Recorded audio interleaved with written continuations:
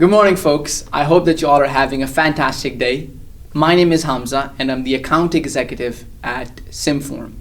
Today, we have with us an individual who's extremely knowledgeable. He is one of the founding members for SimForm, and he's also the director of new product development at Maya, Mr. Christopher Blake. Hi. How are you doing today? I'm very good, thank you. That is great to know. So Chris, before we move ahead, tell us a little bit about your role at Maya. Sure. So as Director of New Product Development, I'm in charge of the team investigating new technologies, new product ideas, and looking at the way we can bring those product ideas to market. And SimForm is actually an example of one of those products that we worked on and released recently, and we're very proud of it. It's come out of our group. Yes, and so that's good to know. In fact, I think customers who have used SimForm really love it. Yeah. So that goes on to show that you and your team are certainly doing Got a great team job behind me for sure. That's right. Good. That's good. Yep. So tell us a little bit more in specific about what is feasibility analysis in SimForm. Sure. So feasibility analysis is a new capability that we've introduced into SimForm. The goal is to pinpoint the areas of a plastic injection part that are going to be problematic to cool, but as well also to estimate the cooling cycle time for that plastic part. Really, the ultimate goal of SimForm Feasibility is to bring simulation capabilities into the hands of designers, tooling engineers, earlier on in the overall plastic injection molding supply chain. Feasibility analysis is a very fast and efficient type of analysis to run. All you need is a CAD file of the part. You upload that. You just need to input its material and the material of the mold that it's going to be placed in or manufactured from, and that's it. And you can get some insightful results from it. I see. That's amazing. So the objective really is to make the job of all the stakeholders involved much more easier and efficient. That's right. I see. That's good to know. Now, tell us a little bit whether you have employed any scientific methods while making SimForm feasibility analysis. Yeah, no, that's a good question. So, SimForm feasibility is a full-blown transient thermal analysis. So it's based on actual engineering numerical methods. It's not correlations or anything like that. It's an actual three-dimensional simulation. The way it works is it kind of assumes an ideal or well-designed mold condition. What we do is we take the plastic part, we inflate a layer of metal around it to roughly the distance that you would expect for the cooling channels to be if you were to drill them into a mold or insert, and then have cooling, the rejection to the coolant water on the boundaries of that metal. So the plastic, as it's cooling down after the injection process, is actually rejecting heat through the metal onto the surrounding water. That's a little bit different to what other software packages do, where they apply a heat transfer coefficient directly to the surface of the plastic. In our case, we want to take into account the effects of cavities or narrow portions in the plastic part where it's likely to be more difficult to run cooling lines, and also account for the thermal inertia of the metal mold. I see. Yeah. So that clearly indicates that you guys have really employed scientific principles for folks to combine it with their intuition and really use it to the best of their abilities. Yeah. Okay. Yeah. All right. So another question that I have in my mind is, what would you say is a target audience for SimForm feasibility analysis, and what are some use case scenarios for it? Yeah, for sure. So the users of the SimForm Feasibility product would be the part designers and the tooling engineers at, say, a part OEM. So the company that is actually designing and releasing the plastic product to the market. Then there would be the cost estimators and the project managers at the injection molders. And also like the tooling manager at the mold maker. So specifically talking about the tooling manager, what we've seen is that certain of those managers will run a feasibility analysis at the very beginning of a project where they've been commissioned to design a mold. That's to kind of understand where the cooling channels will need to go so that they can inform their designers. And usually in that situation, the designer would be an outsource to like a company overseas. So there's the the challenge of communication. That's right, when dealing with somebody in a different time zone. So having that information early on can help guide the mold design. Then if we go over to the molder, the project manager would be probably using it for a similar use case to help inform the mold maker of aspects of the design that they should be looking out for, but also to engage in some of those DFM or design for manufacturing services that we've seen injection molders provide on to their customers. So being able to look at the plastic part and identify areas that could deal with a change to the design, like increasing a radius or reducing thickness or making thickness more uniform if possible, to help with maintaining the temperature uniformity, basically getting the plastic part suitable for manufacturing. If we also look at the bidding process, the cost estimator at the molder will want to have an idea of how long it's going to take to inject and produce the part, so the cycle time, to prepare a quote where throughput has been defined as a requirement by their customer. But also if they are concerned about the profitability of the project that they're bidding on. So SimForm Feasibility can be used to estimate the cooling cycle time, so the portion of the cycle time that's devoted to cooling, which we all know is a significant part of that cycle time.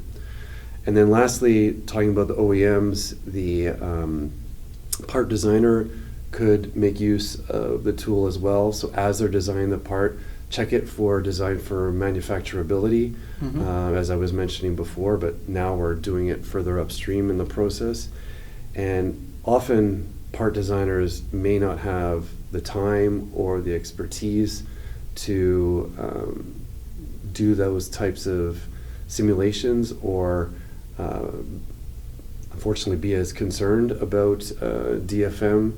So the tooling engineer at the OEM often takes that role, ensuring that the part not only fits or satisfies fit, form, and function, but also can be manufactured down the line. So it's a number of different personas and use cases that we see for it. Yeah, so it truly has the ability to benefit more or less all the stakeholders within the industry. Though. Yeah. So my next question would be, how does a user generally access SimForm Feasibility, and how is it primarily different from other products within the market? Right. So feasibility analysis is just another project type within SimForm. Our first project type was called SimForm Design. And then SimForm Feasibility is just another one that you can select. SimForm is a credit-based program, so you pay as you go. There's no perpetual or annual licensing, and so it would consume 3 credits to define a feasibility project. What's unique about SimForm is, I think, the fact that it's really targeted as I said before, to designers and engineers. We're really trying to bring the strength and capabilities of simulation to those participants in the industry, as opposed to just focusing on CAE specialists. Also, it's a cloud-based product, so we get to take advantage of cloud-based hardware. So SimForm actually runs quite fast. You can expect typically to get results in 15 minutes or less, because we're taking advantage of GPU hardware, and our specific thermal solver is parallelized specifically to run on GPUs. I mentioned the pay-per-use. But really, we're also trying to make sure that SimForm Feasibility and SimForm as a whole is tailored to the market, so speaks the language or the jargon of the users in that industry, and have it so that it's easy to use. There's virtually no training involved. You should be able to just get up and go and start using it. Yes, I mean, it looks like that a mold designer or an engineer can even start using it on their mold shop, like within a few minutes. That's right. All right, let me ask you this, Chris. Why did you or the team at large think of creating feasibility analysis? Yeah, that's a good question. So it was basically through our various discussions with our existing and prospective customers. Originally, SimForm was conceived for mold designers and tool shops, but we perceived through the feedback from our customers that there was actually additional value that we could bring by having a module that served injection molders as well as the part OEMs more directly. So it was really through those interviews that SimForm Feasibility was born. Yeah. Okay, I see. So you guys really took on the feedback and then tried to implement it. Exactly. Yeah. So, and a question that comes to mind is, while working with them, are there any specific challenges that you observed into the molder's workflow that you think SimForm Feasibility Analysis is capable of solving? Yeah, I kind of alluded to it before, but for injection molders who are faced with production throughput requirements, it can be a challenge to develop a competitive bid, or rather a competitive response to an RFP from a customer. Oftentimes, in those situations, there'll be buffer included into quotes back, which makes them, arguably less attractive. So having a quantitative tool that predicts a significant part of the cycle time, the cooling part, you can have more confidence in your quotes and provide more aggressive quotes to win the business. But in addition to just the cooling time, understanding the challenges that are going to come later on when the mold is actually designed and when it gets put into production helps make you prepare a quote that is more informed. So there was that challenge. But there was also the challenge of communication and sharing information between the other stakeholders, with the part OEM and with the mold maker. Oftentimes there are a lot of iterations, especially if the part isn't initially designed in preparation for manufacturing, or if consideration for the part quality isn't fully taken into account in the mold design. So having a quantitative simulation result on which you can say, I need cooling channels there, or the part ought to be modified here, and being able to collaborate on that simulation data, it was really a challenge that we wanted to meet. I see. Yeah. If I talk about the part designers of the OEMs, the challenge is really getting to market as soon as possible. Yeah. So if there are any delays in the supply chain later on, it's the part OEM that's going to feel it. So by being able to have a part that's properly designed for manufacturing as soon as possible just helps with that speed to market. So that was the main challenge that we were trying to face as well with SimForm Feasibility, getting actionable simulation results into the hands of either the part designer or his colleague, the tooling engineer, so they can get those parts ready to be manufactured and shipped. Amazing. Good. So another question that I have is, how does SimForm Feasibility relate to SimForm Design? Right. So really the value flows from one into the other. Like I said before, if feasibility is for before the mold is designed, SimForm Design is, based on the name, is actually for as the mold is being designed. The difference that I think SimForm Design has versus other tools is, again, it's meant to be used as part of the design process. So a mold designer can use SimForm to simulate the efficiency, the effect of the cooling channels that he or she is putting into the mold, and make the suitable trade-offs and decisions between positioning cooling lines and positioning ejector pins or actions or sliders and that.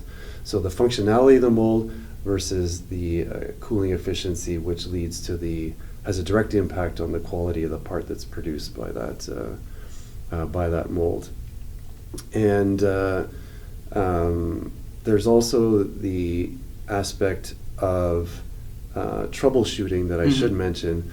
So SimForm Design can also be used in the scenario of either retrofitting older molds that have been in production for a while, or troubleshooting issues on the line where the mold may not be performing as expected.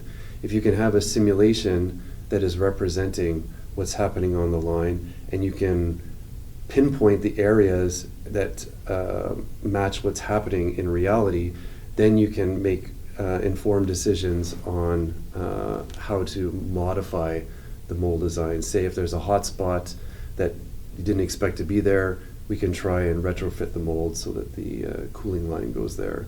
So in summary, SimForm Design is really focused on further along in the overall plastic part production process.